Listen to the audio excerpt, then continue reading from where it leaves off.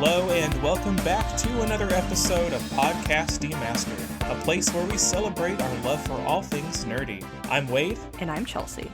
On today's episode, we will be demastering Kingdom Hearts 2. We finally reached Kingdom Hearts 2 in our little journey we're taking. Mm-hmm. Little but very big and long journey. A very big and long, yeah. I think we've been waiting to get to this point, though. I think things really start to expand. Mm-hmm. Both in plot and gameplay. Yes, exactly. I was in all the ways, yes. Oh my gosh. The Kingdom Hearts 2 is so much bigger than Kingdom Hearts 1. Mm-hmm. It doesn't make it better or worse than Kingdom Hearts 1, just in that regard. Mm-hmm. But I think it is better than Kingdom Hearts 1. At least in lots of different ways. I love Kingdom Hearts 1, but Kingdom Hearts 2, it's so much easier to get cozy with that one, I feel. To get settled in and used to the gameplay. I don't know. How do you feel about that, Chelsea? I mean, I've always looked back on Kingdom Hearts 2 very, very fondly. It was definitely a top game for me. I'm always when I think of the series, I think of Kingdom Hearts 2. It's just, like you said, it really opens up the story. We get to explore, some of these same Disney worlds, some new ones with some of my favorite Disney characters, and the story gets crazier and crazier. Well, I even remember, getting Kingdom Hearts 2 for the first time and playing the game. I felt like the graphics of this game, could not be beat at the time, Mm-hmm. It wasn't, hyper-realistic. We didn't have that on the PS2. Nor should they have been attempting that on the PS2. But, the Kingdom Hearts, art style, that engine has always been its own master. You know what I mean? Yeah. And they, really mastered the cinematics, I feel, in the Kingdom Hearts games. Yeah. And also, I always thought the gameplay itself for 2 at the time was just, so slick. Everything was so nice and smooth. And it was just... It was a game tight. changer. You could do whatever you wanted to do, Yes. You were rarely stopped from, having a good time. Mm-hmm. Unless you were, doing specific bosses or something like that. Because some of them are mean. Mm-hmm. That is for sure. Yeah. And it was just... There were so many things in this game, too. So many, whether they were characters or anything, where I'm just who are these people? I need to know more. And especially at the time when I played this game, I didn't know who half of the Final Fantasy characters were. So I was also ooh, you're cool and mysterious. How do you fit into the plot? Kingdom Hearts original character.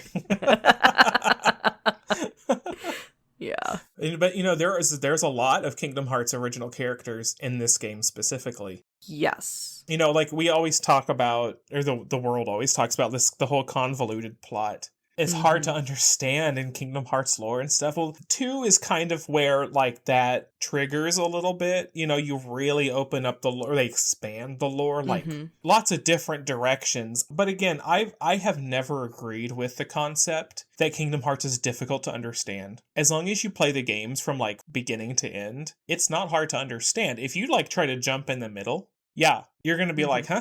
What's going on? Who are these people? Yeah, I get that. But if you play like a normal person and start at the beginning of the story, I think it's really easy to understand what's happening. And it's so funny, actually, that I just said that, given the beginning of this game is what it is. Yeah. Well, and I was also going to say, too, it makes sense while you play it, but I think it is hard to put into words sometimes explaining the games, and especially because it may be easy at face value, but there's just a lot that happens and a lot of stuff that becomes continuously important throughout the series. And so I think there's that weird fine line too of oh yeah, it makes sense when you play it, but also hold on, let me explain it to you. And then if you've never played the game, you're just oh, okay. So it can be a little challenging from the outside. It's so bizarre because you have one that introduces you to a very simple story, a good story, but nothing too hard to understand. And then you have 2, skip over Chain of Memories because everything that happens in Chain of Memories is kind of reintroduced everywhere else. Mm-hmm. But then you get 2 going through the game. You have a lot of huh? What? What? But by the end, it's all explained. You understand what's happening by the end of the game, you're supposed to.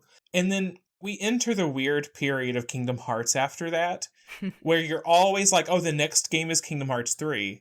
You're wrong 7 times over.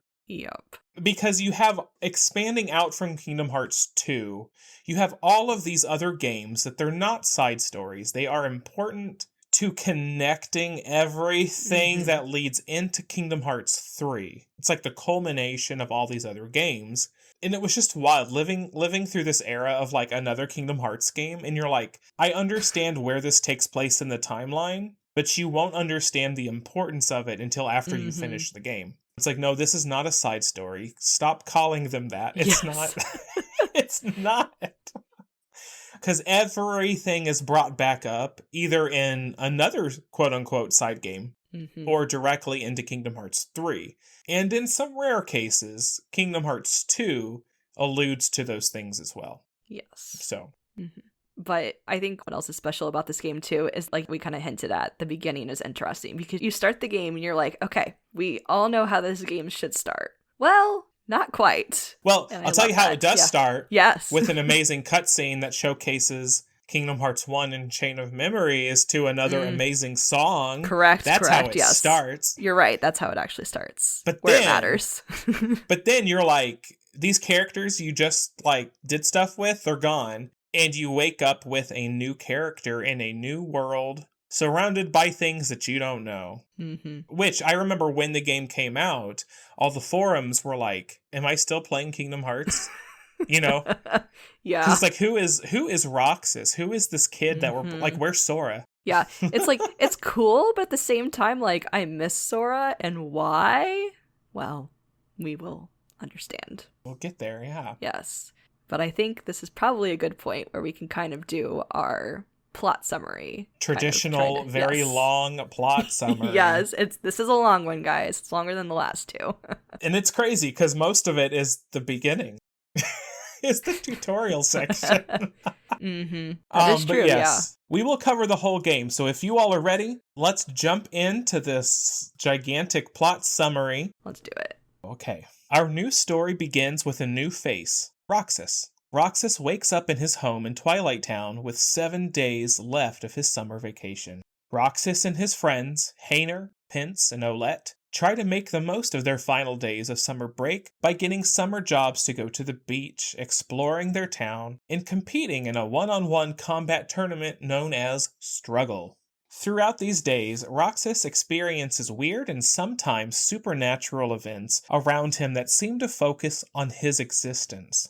Photos of Roxas, and the word photo itself, seem to have disappeared from Twilight Town. Strange white creatures appear to try and kidnap him. Nobody seems worried about that. And his memory seems to be off day to day as to how events have unfolded, all while continuing to summon a strange weapon known as the Keyblade. Roxas eventually meets Axel, an organization member that we have met previously in Chain of Memories, and Naminé, the memory-altering witch from the same game that put Sora into a deep sleep in order to fix his memory. These two, along with the mysterious Diz, seem to be pushing Roxas towards his fate, one which Roxas denies as he simply wants to spend the remaining time with his friends in Twilight Town.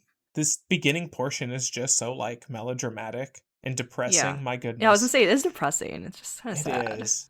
Yeah. On the final day, Roxas awakens one last time, seemingly cut off from reality. He moves through the town as if he wasn't there, heading towards the abandoned mansion in town. There he meets with Naminé one last time, learning that he is a nobody, someone who was never meant to exist. She urges Roxas to go to Sora, but that he wouldn't disappear. In a rage, Roxas races through the mansion, finally coming face to face with Sora as he continues to sleep.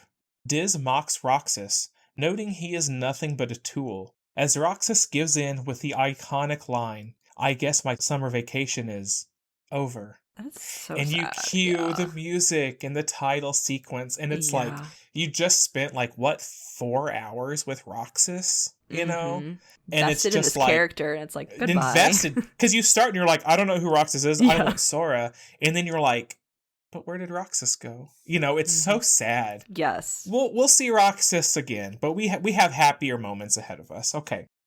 Sora awakens sometime later to a happy reunion with Donald and Goofy. It has been a year since Sora entered his pod and began sleeping, though he has no memory how he entered the pod or his adventures within Castle Oblivion. They meet Roxas's friends, who seem to have no recollection of Roxas, and show Sora to the train station. Once there, Sora runs into the strange white creatures from before, along with King Mickey, who tells Sora to go to see his teacher, Yen Sid.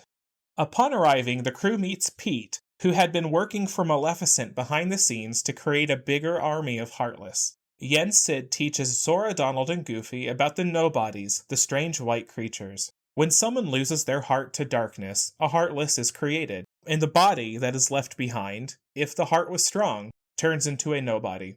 Nobodies are beings that technically do not exist and do not have emotions, since they have no heart. Sora received a change of clothes and the new drive ability, and off we are on a new adventure. Yeah, he needed new clothes. Oh my gosh, that poor boy, I know. Yes. They're like, wow, you've grown a lot in a year. I'm like, oh my gosh, those shorts are He's just like, I guess. Yeah, but I do like his new outfit. So. The iconic outfit that we're going to have for a long time. Yes. Mm-hmm. Okay. Sora's story continues the way we are used to. Enter a Disney World, run through the basic plot, and get out. Yeah, yep. Get out. Disney Worlds you get to explore in this game. There's quite a few in this one. We have Mulan, Beauty and the Beast, Hercules, Pirates of the Caribbean, Aladdin, Nightmare Before Christmas, Winnie the Pooh, Little Mermaid, Tron, The Lion King, and even a world based on the 1928 short Steamboat Willie. Mm-hmm. Hollow Bastion, or Radiant Garden, as its true name is revealed, makes a return from the first game as well, now acting as a hub world where the Final Fantasy characters have returned to and have been attempting to restore. Returning Final Fantasy characters in this game include Leon, who is Squall from 8, Cloud, Yuffie, Aerith, Cid, and Sephiroth. New characters include Yuna, Riku, and Pain from Final Fantasy X-2 specifically, Tifa from Final Fantasy VII, and Auron from Final Fantasy X. I also forgot one when we were putting the summary together. I did forget one. He's from Final Fantasy VI. Do you remember? He's in Twilight Town. No, I'm blanking out now. Oh, is it Cypher or what his name is? Yeah. Oh, no. Oh my gosh. I forgot those three too. I was like, wait a minute. Okay. And then also, we've we've got a lot of people in Twilight Town. Yeah, we did forget a lot of people in Twilight Town. But no, the Struggle Champion, you remember his name? No, I actually had no idea he was a Final Fantasy Setzer. Yeah, Setzer. Okay. His name is Setzer. He's from Final Fantasy VI. But then also, yes, Cypher, Raijin, Fusion from Final Fantasy VIII. They're Squall's rivals. And then Vivi. Yes, I don't from know Final why we forgot about Fantasy Vivi. IX. I know. We just forgot all about Twilight Town apparently when we were doing this. Well, that's kind of part of the game. Forget about what's Yeah, there, I know, right? Okay. But yes, there's a lot of Final Fantasy representation in this game. Yeah. Okay, so most of the characters they're returning and they're in Radiant Garden. And a lot of the game's main story takes place there. Like, as you go throughout the Disney World, you hop back, do a little bit more, and you come back later. Mm-hmm. All right, so during the course of the game, as Sora's running around being ridiculous, Axel, he actually kidnaps Kairi from Destiny Islands to kind of like motivate Sora in his own way, but then she escapes. She escapes to Twilight Town and she meets all of Roxas's friends, but then she gets kidnapped again by Cyax, the organization member who we haven't met yet, and she's taken to the final world. So we'll get there soon. Sora eventually makes his way back to Twilight Town at the end of the game after running through all of the Disney worlds multiple twice. times. Yeah. So much. And he discovers a portal to a digital Twilight Town, which is where Roxas was being kept at the beginning. They travel through the portal to find an entrance to the world of the Nobodies, the world that never was. Axel, he comes back and he makes a bold sacrifice to help Sora escape a Nobody ambush, and Sora, Donald, and Goofy, and King Mickey finally arrive there. Upon arriving, Roxas makes an appearance to Sora and determines that Sora is strong enough to continue. Making their way through a dark neon-lit city, Sora and the party begin their siege on the castle. Sora makes his way up towards the organization's leader, Xemnas, who we have discovered is in fact the nobody of Ansem, the final boss from Kingdom Hearts 1. They also discover that Ansem is not in fact Ansem, but Xehanort, an apprentice of the original Ansem the Wise who turned on his master and began experimenting on hearts and darkness, essentially setting up the state of the worlds in Kingdom Hearts 1. It's kind of like where the plot of all of this really truly begins. Sora has fought and defeated some organization members through the Disney worlds, including everybody's best boy, Dimix, and everybody's least best boy, Zaldin. Accurate. Accurate. And continues to fight the rest as he makes his way through the castle. We have Xigbar, Saix, and Luxord. We love the names. He also reunites with Kairi and Riku throughout this whole game has been hiding his identity throughout the game as Ansem after losing a fight with Roxas, which we'll talk about in the next game. Ansem the Wise attempts to digitize Kingdom Hearts, which Xemnas has been attempting to create by using Sora to gather hearts throughout the game. The creation of Kingdom Hearts would then allow the organization members to gain new hearts. It's very, sad, right? They just wanted that's hearts. This whole game. Yeah. It's one of those things where you kind of feel bad. You're like, oh, they just wanted to be people again. Mm-hmm. No, Xemnas is a dick. It's fine. They're just jerks. It's fine. Yeah. They're essentially killing all these people, to get their own hearts back, but spoilers for later. Let's see. So Kingdom Hearts blows up. It does not work. And supposedly kills Ansem the Wise in the process and transforms Riku back to himself through the power of friendship and light. I don't know. A light nuke. Yeah. Mm-hmm. And hearts. Mm-hmm. The group faces off against Xemnas at the end, who loses to Sora and Riku's collective power. Kairi, Mickey, Donald, and Goofy were sent safely back to Destiny Island, of course, but Sora and Riku are trapped in the realm of darkness. The two have time to catch up and reflect on their journeys together, but a letter pinned to Sora by Kairi at the beginning of the game causes Sora to open the door to light, allowing the two of them to escape back home. The game ends with a happy ending and everybody back where they should be, but the trio receives a letter from King Mickey requesting their presence. Dun dun dun. Dun, dun, dun. Yes. I also realized we forgot to mention that Diz is revealed to be Ansem the Wise. Oh, this is true, yes. Mm-hmm. Yes, Diz is, in fact, Ansem the Wise, and he's basically kind of been, petty. I mean... Yes. I mean, within reason, but also... Justifiably so. He's he's mad that Xehanort, his apprentice, basically killed him. Yeah. To take over his identity, and then used all of their, researching and experimenting to, go the opposite direction, turned themselves into Heartless to, better explore, what that means. Which we'll get there eventually. Yes. But then Ansem the Wise is kind of watching all this stuff happen. He's just you big jerks doing this in my name. Mm-hmm. Which, that's justifiable. He wants revenge on Xehanort. That's legit. However, he sees Sora and Riku and Kairi, and then the nobodies, Naminé and Roxas, the stuff that's happened so far, and he decides to kind of take advantage. Everybody. Yeah. Yeah, he just uses children, to fight this war for him, essentially. And then King Mickey's kind of that's bad. And Ansem's you right, I should kill myself for these children instead. And Mickey's whoa, okay. You went the opposite direction I was trying to imply, yes. There's some stops in the middle we could probably try before that, but you go blow yourself up, I guess, whatever. Yeah. But, oh my gosh. But also with Ansem the Wise is so, in the first game, I'm not sure we quite mentioned it, you can get various collectible items. There's a whole menu that you can recap the story, all the characters, and the things you unlock in the first Kingdom Hearts game are called the Ansem reports. There's secret Ansem reports. Well, you find out in the second game, those are all not Ansem. Those were all the Xehanort pretending to be Ansem reports, and then we get the real Ansem the Wise reports in the second game to read, which also just kind of recaps his version of events that has happened thus far in the story. My favorite part of every game is collecting more Ansem reports. But it's always okay, so where does this fall within the timeline of Ansem reports? Oh my gosh, yes.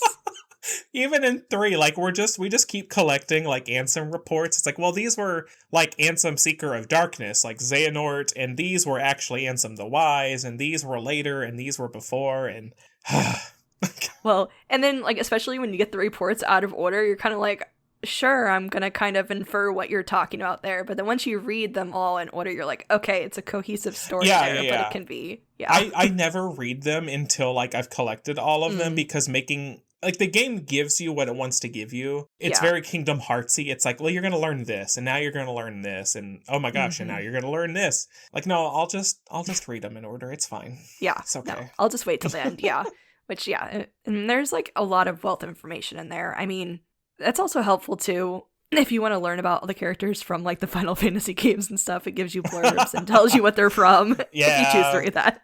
read through your journal in each game. Yes. Like it does tell you. It's not like on the level of say, oh my gosh, I don't know, like Final Fantasy 13, where it's like if you want to understand the world that you're in at all, you have to read through like the journal entries.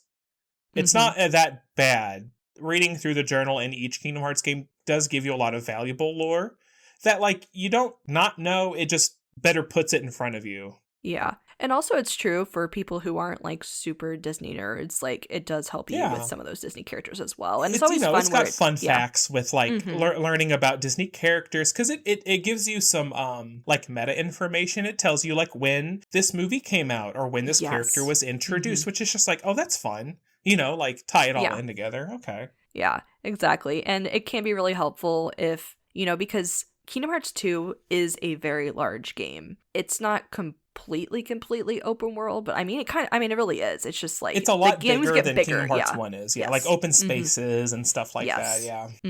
It can be like empty sometimes in Kingdom Hearts 2. Like the spaces can get big and like empty, quote unquote, but it's because the battle system, you want a lot more space in this game than you do in Kingdom Hearts 1. So empty space just means lots of Heartless to fight, basically. It's not a bad thing. Like, moving around in Kingdom Hearts 2 feels so much better than it does in Kingdom Hearts 1.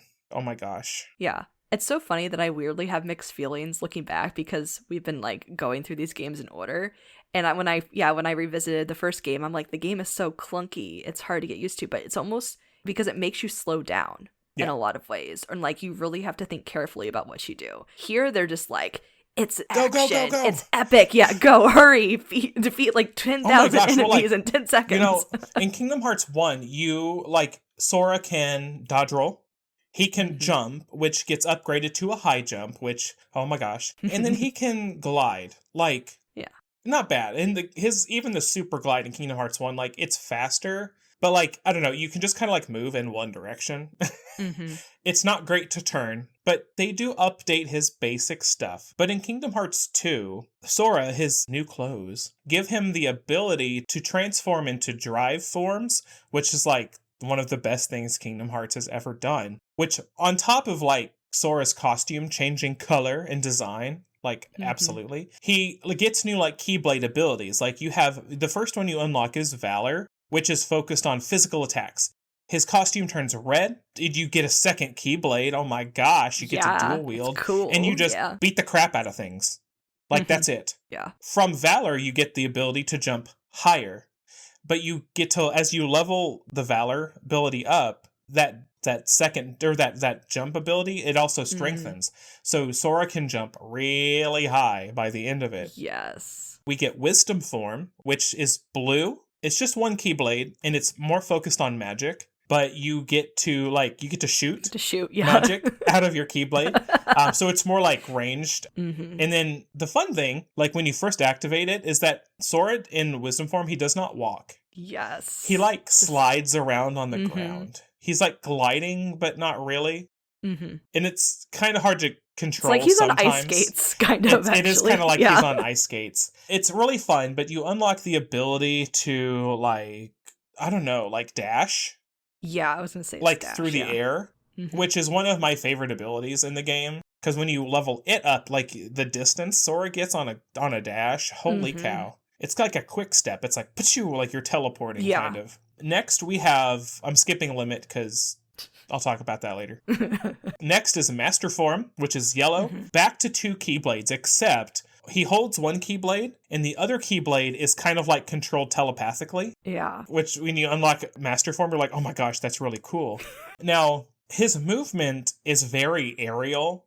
Like, you do a basic attack, and he's like cartwheeling all over the place. Yes. He's in the air, he's attacking while that second Keyblade is just like flinging itself around. It's really fun. But the movement ability you get from Master is the second jump. I think it's called like the dodge jump or something like that.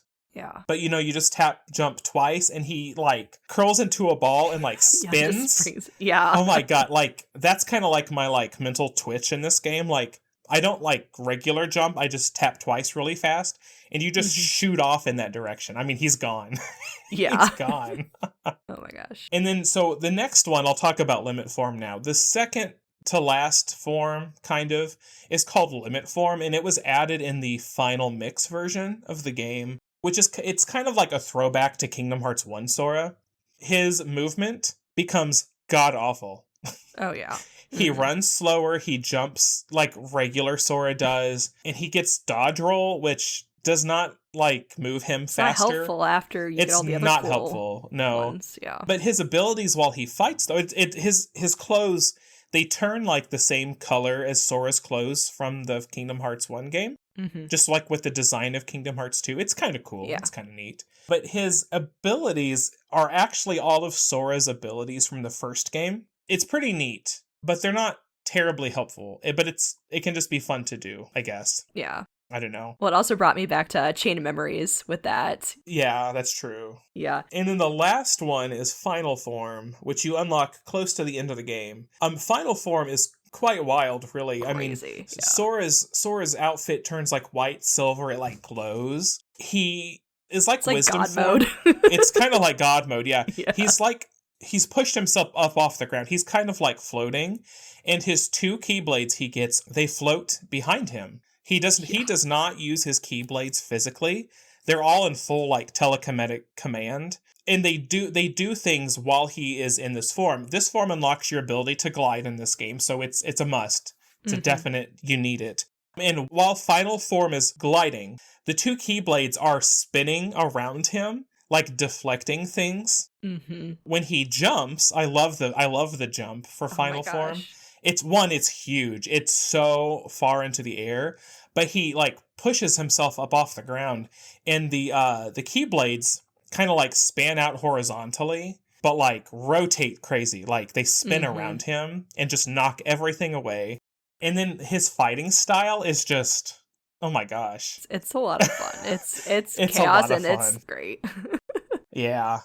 We love Final Form. It's so good. Yeah. But you also get Anti-Form, which is kind of like Sora turning into a Heartless. And you don't want to get it. Yeah, it's like a detrimental form. Yeah. You can't heal. You can attack, but you can't heal. His movement is kind of faster, but like you can't do his other movement abilities. Yeah. And basically you have like a timer.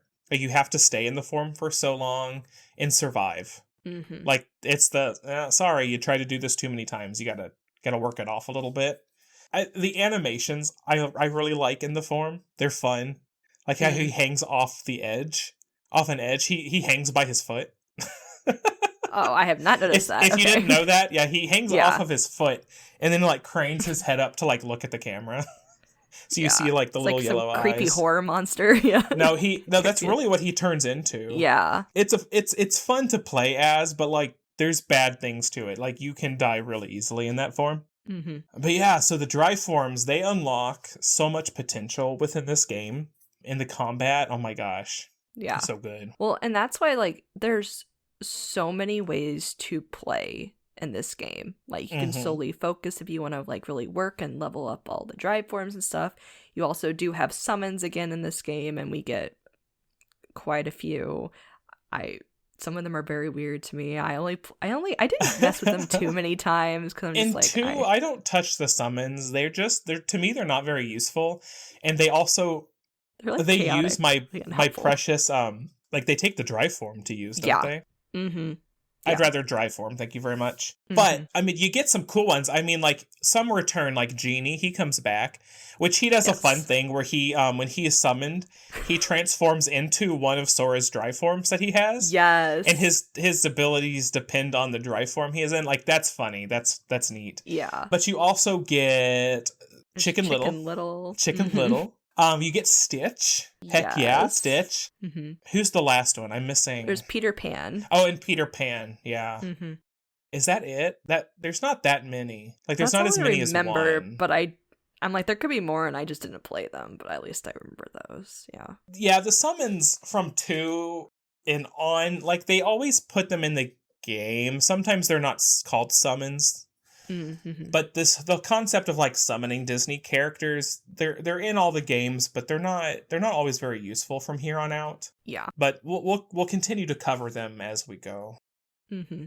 But yeah, I mean, with the gameplay itself, because then they added a lot of new moves where we use triangle to activate things. The triangle button actually exists within this game. So it's okay. So in the very first Kingdom Hearts 1, like, I'm not talking in like the final mix versions, like the versions that you can go and play anytime. In the the PS2 version, triangle did not exist. Was not part of the game. So in Kingdom Hearts 2, he's like, okay, sorry, we're gonna use it all of the time. So like, if you want to like open a chest, if you want to talk to somebody, you're using the triangle button constantly. But also, we get the reaction system. So during combat, depending on like what or who you're fighting, you get reaction commands, which are like cinematic responses to like moves that are used and stuff like that. So like, do you want to watch Sora like do something crazy real quick? Hit the triangle button. When it pops up, you have to be quick sometimes. Mm-hmm. But especially in like the boss fights and the organization fights, he does some wild things. And it's amazing. Yes. I know. It's like, this is really where it shows too. I mean, like, because battles can be just very chaotic and, like you said, very cinematic. And we really see that in the second game. And it really continues throughout the series where we just get these crazy battles, these super cool moves that just very wildly cinematic. Because fights just become so big in the sense of whether it's the space, the size of the thing you are fighting, it's just epic, which sometimes I kind of have to laugh because sometimes I'm just like, I'm not always here for the overly dramatic, epic boss fights, but they can be. I know. I was like, you probably are. I love me a good cinematic boss fight. And Kingdom Hearts 1 was not the game for that. No. 2 though? Oh yes. Yes. So Nomura was like, okay, fine. Yeah. I mean, like, yes. It's actually a pretty good final boss fight because when I think of the first game, that was just annoying. It was just kind of a drag fighting. It was just like, another form, another form. This one is like, what cool move do you want to do next? Who are you teaming up with? We're taking this down in such an epic way. The very final Xemnas fight with Sora and Riku is like stage by stage. You move through these stages together with reaction commands and stuff. It is very good. It's very good. It can be hard, though. Like, if you miss a reaction command, you're going to get punished. Xemnas going to hurt you real good. Yeah. Which is kind of where I think the game also gets infamously labeled as just a button masher. Which, but that doesn't mean it can't be fun and that it can't have a great story. You can play the game how you want to play. Kingdom Hearts 2, if you want Kingdom Hearts 2 and most games hereafter, if you want them to be button mashers and just hit X to win, yeah, you can. Yeah. You don't always have to. You can do more exciting things, But it doesn't take away from the game, I think, at all. To either do the simple just attack and win, or if you want to do fancier things. It's the game you want to play. Exactly. I was like, in a way, it kind of makes it more accessible in a sense. Like, because you can choose what style you want to play, how difficult you want to make it, just... Yeah, like you said, how you want to play the game. Well, and Kingdom Hearts 2 was kind of the first one where, like, the difficulty that you played on really mattered also. Kingdom Hearts 2 introduced the critical difficulty, which is, like, the hardest difficulty there is in Kingdom Hearts. And they couple that in the game with, you can equip an ability that basically sets you at level 1 the entire game. You can turn it off if you want to, but once you turn it on, I think you have to keep it on, maybe. I don't remember. But they give you some bonus abilities, but do you stay at level 1? Your stats stay at level 1? Outside of like strength up and stuff like that, which you have to like work to get. But the bosses though, even some of the basic enemies, they are mean. You are dodging, you are guarding, you are reflecting, you are counterattacking. You've got to really know the enemies in the game. It kind of turns it into like a Souls-like game. You know I what was I gonna say, it mean? really gives you that different style of how you want to play the game. Yeah, you want to play Yeah. Kingdom Hearts with a different playing style that you're not Yeah. used to? Turn on critical. And you can do critical without level 1. Mm-hmm. I've done that. At least, the very least, you get to like, you get some bonus stats and stuff. And you can Mm-hmm. equip some better stuff too. But level 1 critical, I don't think I'm strong enough for level 1 critical. I don't know. Maybe someday, but today ain't the day. And that's okay. Yeah, I'm like, critical's not for me. I'm like, I just want to play the game. Just I'll do like the standard mode or Story whatever. mode. Just yeah, whatever works. I'm just here for it. Yeah, Yeah. because I also want to have a good time. Especially there's some games where I'm like, yeah, it's all about the strategy. Like, let's focus on that. This one is not for me. This is have fun, do crazy things, go hang out with awesome Disney characters, Watch 6,000 cutscenes. Yes, exactly. Which are good cutscenes. They're good cutscenes. Yeah. There's But just there a are a lot lot. of them. Yes. There are a lot of them. Mm-hmm. But another thing, too, in general, after having played Kingdom Hearts 2 again, it was kind of looking at how, like, this game also really set the, like, standard of trying so many different things. Like, in a sense, we saw that with Chain of Memories as being its dynamic card-based style fighting. Ooh. But this one, like, each Disney World you go to introduces something different. All the boss fights are not fought necessarily the same way. They have unique things going on, whether if it's fighting the organization members or like just a Heartless out there or something, we see something going on. And as we mentioned, I think specifically in our Kingdom Hearts 1 overview, we talked about how Sora, Donald, and Goofy kind of, either change costumes or do something to look like they are a part of the world. And so we see some really crazy ones, because we mentioned in our recap about like the Lion King. They do not go to the world of the Lion King as humans. And that is so funny when Simba interacts with them and he's like, oh, that is you, Sora. Yeah, it's really funny because I love Kingdom Hearts 2 in this way that some of the summons you get in Kingdom Hearts 1, like Simba, Mushu, they come back in Kingdom Hearts 2, but like their worlds are actually there. And Simba and Mushu are like, oh no, I know Sora. Yes. But while Mushu is like, oh yes, like Sora's here just as a person, when Sora gets to the Lion King world, Simba's like, huh? Like, you're a lion. That's weird. Yeah. But also, I think it's hilarious that Sora is like a lion cub. Yes. But like, I mean, really, he's probably still older than Simba is. Mm-hmm. Just giving, like the age of lions, like actual lions, But yeah, you want to play as like little baby Simba, and they say, okay. So they make Sora a little lion cub. But like, Donald is like a bird, like a proper bird. And Goofy's like Zazu in a way. Yeah. Goofy's another turtle. Yes, I know. Like they just Goofy love always being turtles. I know. That's what I was gonna say. He's a different kind of turtle, but like, it's just. We love Goofy as a turtle, I guess, Yeah. Oh my gosh. But, playing as Lion Sora, I hate it. I hate fighting as Lion Sora. He gets a whole like separate like thing. It's like just a different form that he has. He gets his own attacks in that form. But like you can't jump hardly. You can dash, something crazy. But like you can't jump, and I just fighting pass. Yeah. I blast through Lion King, like Pride Rock, as fast as I can.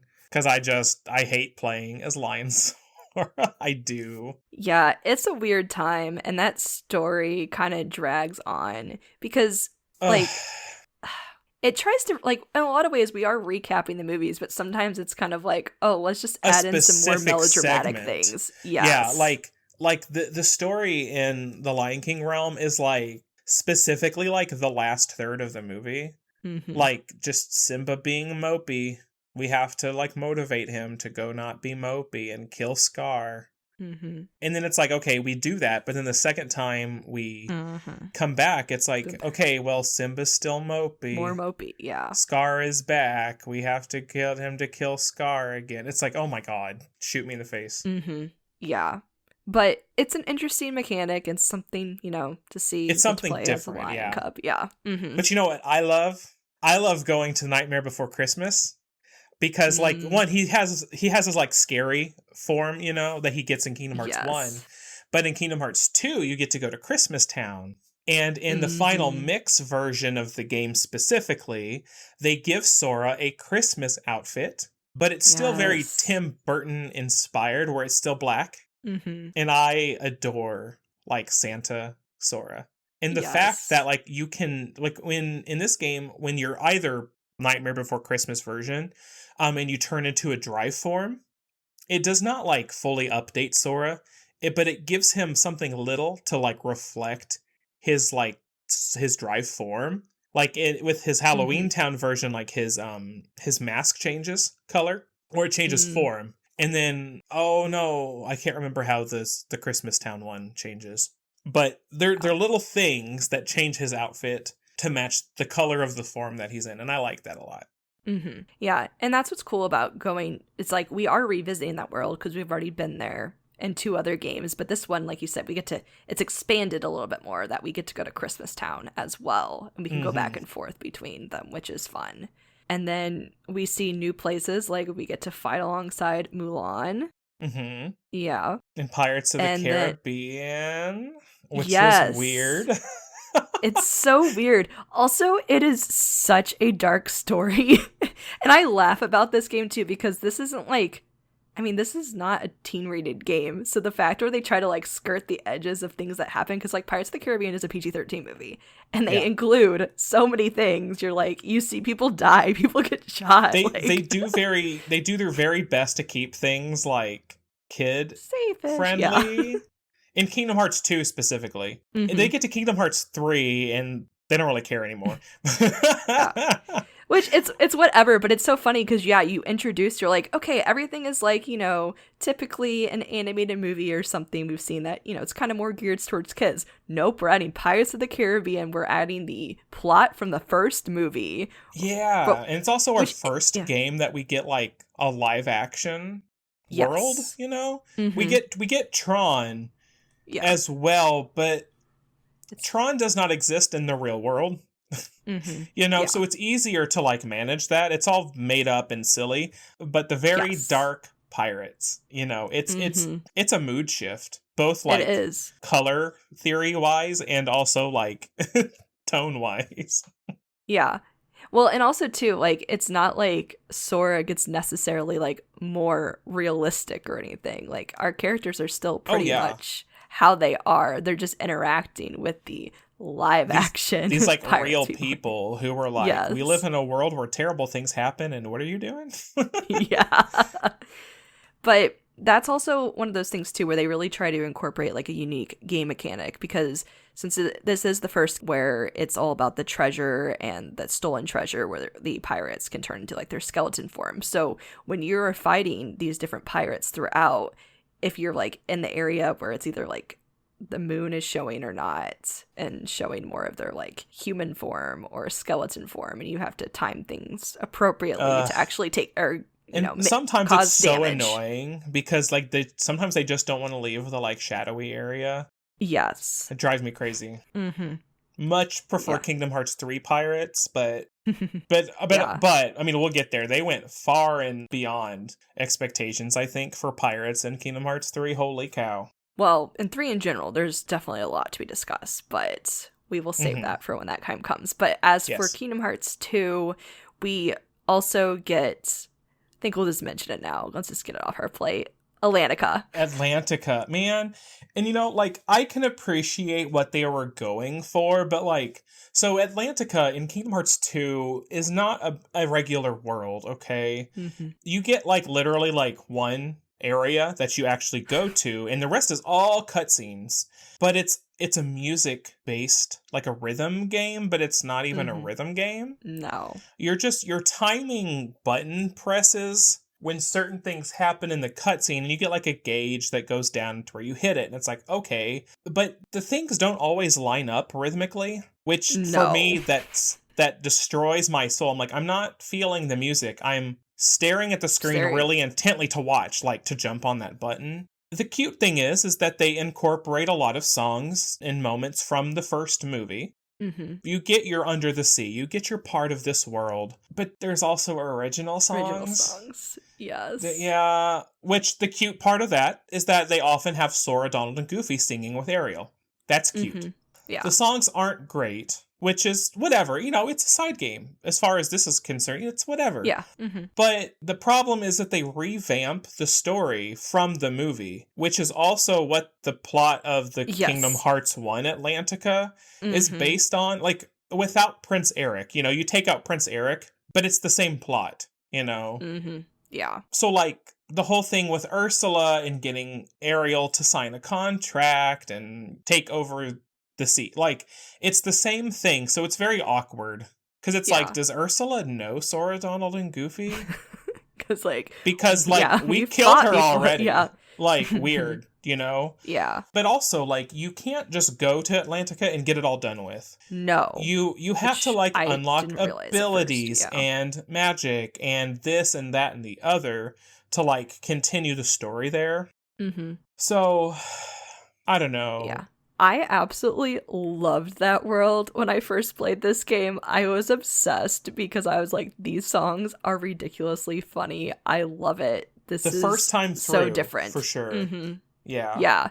Because, I mean, the final boss fight with Ursula is also a musical number. It sure is, yeah. Yes, it is. But if I have to hear, like, Swim This Way one more time, I will throw myself off of something. Oh my gosh. That song and then the Ursula song, those songs have been forever in my brain since this game was released. I will never forget that. And I just, playing it again, I realized how annoying it was with the, quote, rhythm game aspects of it and how I'm just staring, intently at the screen, hoping I'm timing it somehow correctly with whatever it thinks is happening. And I mean, it's really basic. You barely use like any different controls for that. And it was just more of a drag that you had to keep going back there. Like I said, I would have liked to just kind of. Which, I mean, really, you could just wait till the end of the game and just Mm-hmm. do it all at once. But True. Yeah. You get some good rewards from doing it all. Mm-hmm. But still, it is what it is. And this is our last time of going back to Atlantica, isn't it not? Yeah, I guess it is. Yeah. Probably, yeah. Although it's probably this that kind of finished it off. People are probably like, don't you ever. And Nomura was like, okay. Yeah. But to be fair, I mean, there's some worlds in this game that we have seen. Like, you have Olympus Coliseum and Aladdin. You get some repeat worlds that we don't really see again. So, We'll see a couple games, but not like in 3. Yeah. Yeah. Yeah. But we also, we get to finally like actually get to explore Disney Castle, as in the castle where Mickey lives with all of his which friends. is great. Yeah. That's great because it was there the entire time in Kingdom Hearts 1 and you never get to go back. No. In Kingdom Hearts 2, they're like, okay, you get to have a little adventure with Minnie. Mm-hmm. And then you also get the fun portal, which is where you get to go to the area called Timeless River. And that is where it's the whole based off of the short of Steamboat Willie. So it's a completely black and white world, which means that Sora, Donald and Goofy are more of their like original design, and then Sora has this really like older aesthetic, like cartoon vibe, and it's so fun to see because it's very aesthetic. Yes, because it kind of like loosely brought me like back to thinking about playing like Epic Mickey. It's not necessarily the same, but just like that cartoon that style though, the older characters coming back to a world. And it was just, I wish actually there was more there, because like that's one thing we do see later. We do see some of those mini games come up, and we see those mini games stylized like the older cartoon things, and that must be like the branch for that going forward. But we don't get to play like any little games necessarily. That style, And those characters, they kind of come back later. Like in Birth by Yeah. Sleep, we'll revisit that with Disney Town. Mm-hmm. And then we'll see that vibe kind of come back in Kingdom Hearts 3. Yeah. Well, before we go, I mean, let's talk about the music really quick. Oh, yeah. You know, like the music in 1 was absolutely like, it set a tone and a style. I think that really wasn't in very many games before that. But Yoko Shimomura, she came in Kingdom Hearts 2 and just like she didn't have to go that hard. Oh, but we're thankful she did. We got some and you know, like there's the typical tracks that are like your Disney tracks, like your Disney World tracks. Like, yeah, like that's great. How she like reimagined a lot of the soundtrack. Okay, we love that. That's good. But her original tracks, you know, like Roxas's theme, the song that you hear as he disappears, you know, before the start of the game.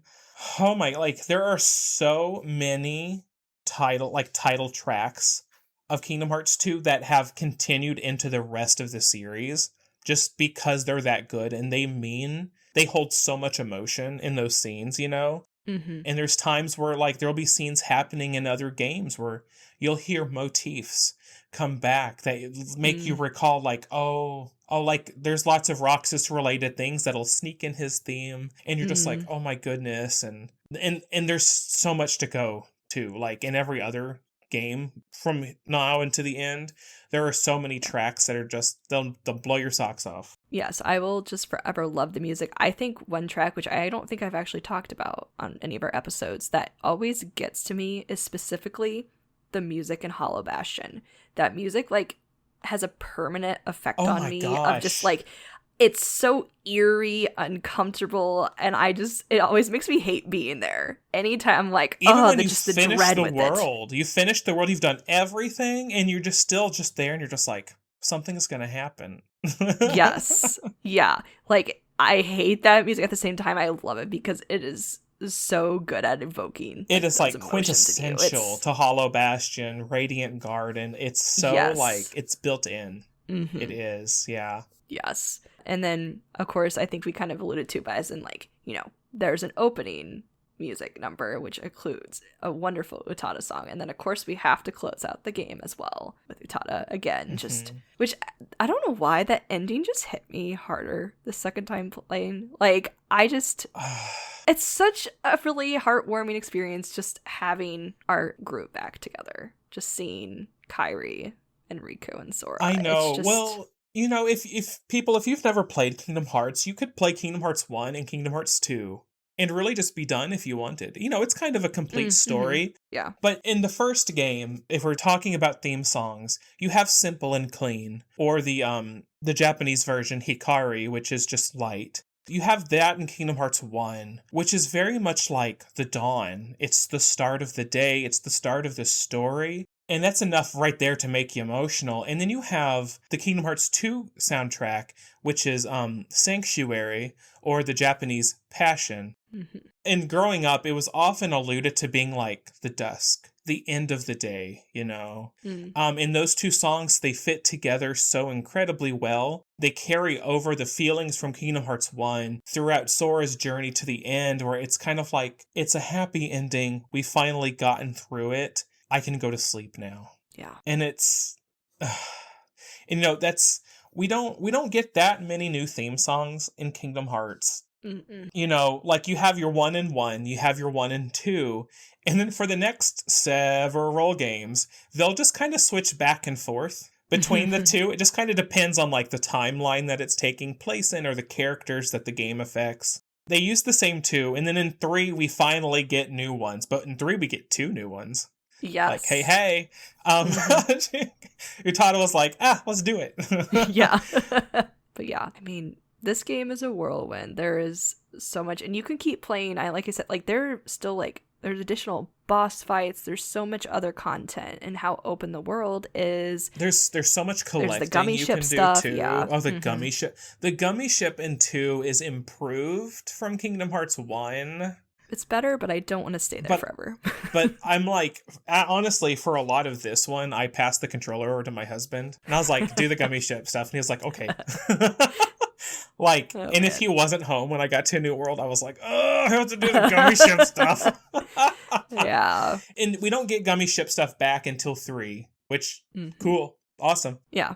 I mean, like I said, yeah. So in general, there's so much to cover. Because, we could have gone through every single boss fight and how different they are, what unique play styles. Not all of them are necessarily you attacking. Sometimes you have to, like, worry about elements around you. But it's just, it really is the game that, in a lot of ways, took a lot of risk. Probably people could say that about the story, but also just the gameplay. And we see that continue to build throughout the series.